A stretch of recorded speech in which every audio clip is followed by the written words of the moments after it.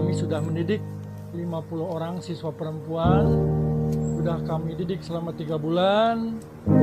Tetapi pada akhirnya semuanya tidak bisa atau gagal berangkat. Assalamualaikum warahmatullahi wabarakatuh. Perkenalkan, nama saya Endi Haji.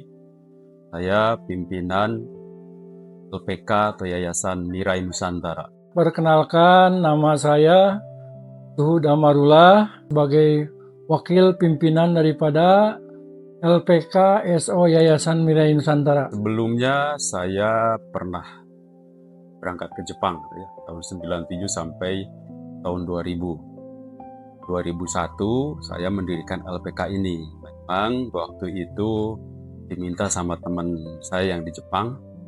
Nah, kebetulan teman saya ini jadi asosiasi yang menerima peserta magang.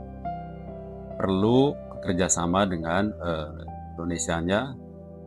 Nah, mereka minta saya untuk buka LPK. Akhirnya tahun 2001 bulan April saya mendirikan LPK Yayasan Mirai Nusantara. Pertama, memang Mirai sendiri punya arti masa depan kalau dalam bahasa Jepang ya, dan dipadukan dengan kata Nusantara ya. Nusantara, Nusa itu pulau ya, artinya berarti kan sebagai masa depan untuk seluruh pulau yang ada di Indonesia. Dan kebetulan kata Mirai sendiri ada kata Mirai, itu ngapi adik, menganggap adik. Jadi untuk kepada semua siswa kami perlukan sama halnya seperti adik-adik kami sendiri, karena Mirai itulah filosofi daripada arti kata Mirai Nusantara itu sendiri. Di awal-awal itu merupakan perjuangan yang luar biasa ya. Namanya baru mendirikan, dan kita menerima kepercayaan dari pihak Jepang untuk melatih 50 orang tahun 2001 itu. Dan itu untuk ditempatkan di perusahaan catering lah kalau di kita itu. Namanya Shinobu Food. Pun ya kita hanya bisa berencana. Kan dalam kenyataannya tidak sesuai dengan yang diharapkan. Karena ada kejadian di bulan 9 tanggal 11 itu WTC yang akhirnya berdampak ke para peserta tidak bisa berangkat. Waktu itu kami sudah mendidik 50 orang siswa perempuan. Sudah kami didik selama 3 bulan. Tetapi pada akhirnya semuanya tidak bisa atau gagal berangkat. Padahal mereka sudah persiapan membeli koper, berbagai perlengkapan sudah mereka lakukan. Kami sama terutama Saco selama 3 hari tidak bisa keluar kantor, bahkan tidak berani pulang ke rumah. Tidur di sofa dan sebagainya, memikirkan bagaimana cara menyampaikan kepada anak-anak. Karena anak-anak hampir setiap hari ada yang meminta izin untuk memberi perlengkapan. Sensei, sumimasen, saya mau beli anu untuk persiapan. Padahal kami sudah tahu mereka itu tidak jadi berangkat. Jika ada ujian tersebut yang tidak berangkat 50 orang itu, tentu saya dengan Saco saling menguatkan, terutama Saco orangnya begitu tegar, begitu sabar. Kami sebagai sahabat yang sudah kenal dengan Saco dari semenjak di Jepang, jadi berarti 27 tahun yang lalu mengenal Saco. Waktu ada kejadian itu pun Saco banyak menguatkan saya, karena Saco luar biasa, orangnya sabar, mentalnya kuat, luar biasa. Kalau saya terus terang, ketika Mirai dalam keadaan pernah terpuruk, tidak ada siswa, dengan tidak membuat hubungan dengan Saco saya jadi jelek. Bahkan Saco yang mengizinkan saya untuk bekerja di tempat lain. Saya pernah ke Korea dulu, saya pernah mengajar di lembaga lain dulu, tapi Saco istiqomah luar biasa.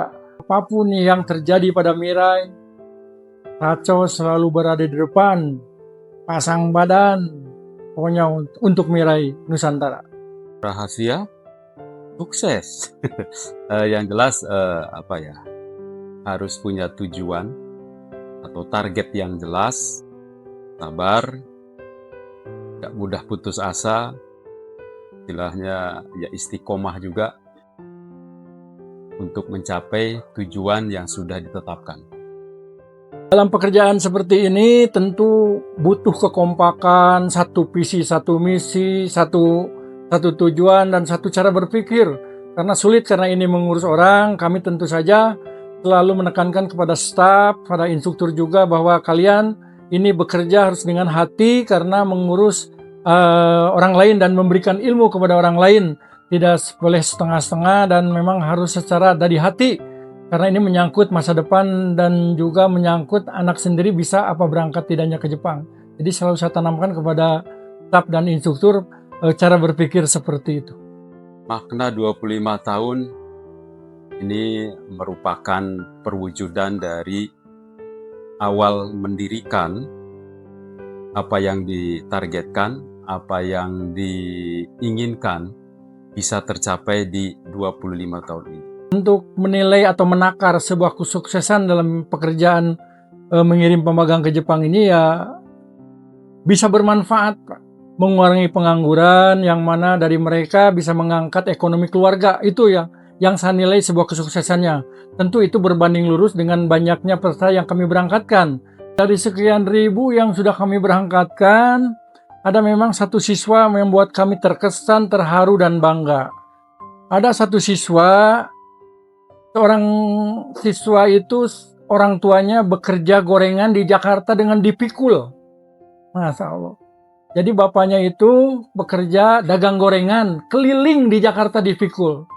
Suatu waktu saya panggil siswa tersebut, saya bilang kamu harus bisa membantu orang tuamu dan pensiunkan orang tuamu dari menjajakan gorengan di Jakarta secara berkeliling.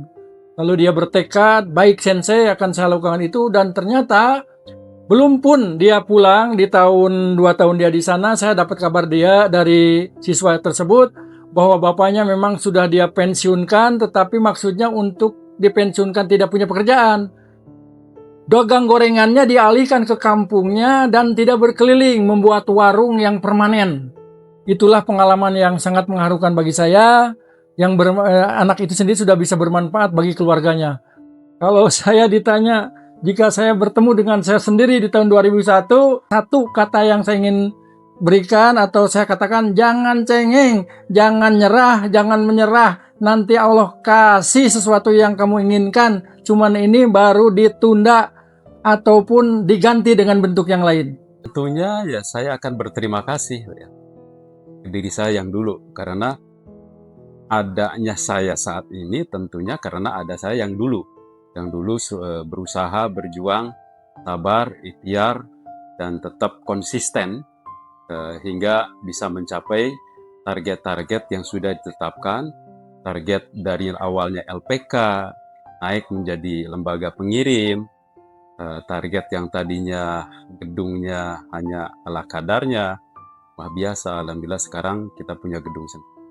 Tentunya tidak hanya diri sendiri ya, terima kasih juga pada orang tua, pada saudara, sama istri juga ya, yang mendukung perjuangan atau usaha saya ini. Harapan dan impian kita ya terang, kita ingin lebih meningkatkan lagi, lebih memperluas lagi, lebih banyak lagi peserta yang bisa kita kirim ke Jepang, baik itu program magang maupun program untuk SSW atau Specific Skill Worker.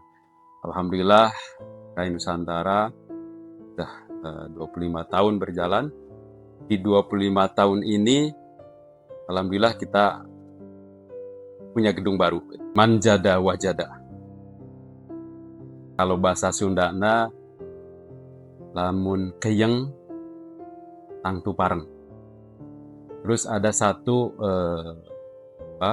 istilah atau peribahasa Jepang yang dulu dari awal kita berdiri selalu kita pakai, Ichigo Ichie.